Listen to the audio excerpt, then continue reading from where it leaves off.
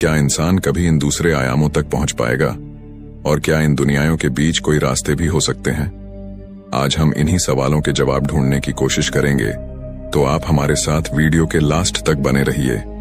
आज के इस रहस्यमयी सफर में हम पोर्टल्स, वर्म होल्स और डायमेंशंस के बारे में गहराई से समझने की कोशिश करेंगे। क्या वाकई हमारे आसपास ऐसे पोर्टल्स हैं जो हमें इन दूसरे आयामों तक ले जा सकते हैं? क्या ये रास्ते सिर्फ इंसान की एक कल्पना भर है, या कहीं ना कहीं विज्ञान और कुरान में भी इनके बारे में भी इशारे मौजूद हैं?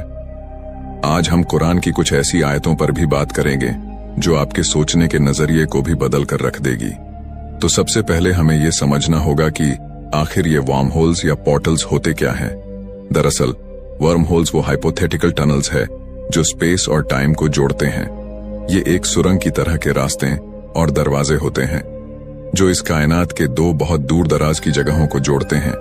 ये एक तरह के शॉर्टकट होते हैं।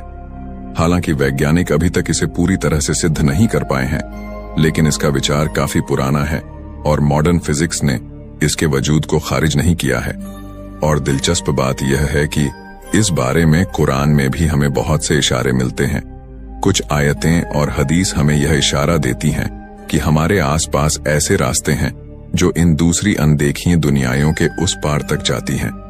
मसलन सूरह अन-नब्बा की आयत 19, और आसमान खोल दिया जाएगा तो वह दरवाजे हो जाएगा। सूरह अज-जारियात की आयत 7, कसम है रास्तों वाले आसमान की।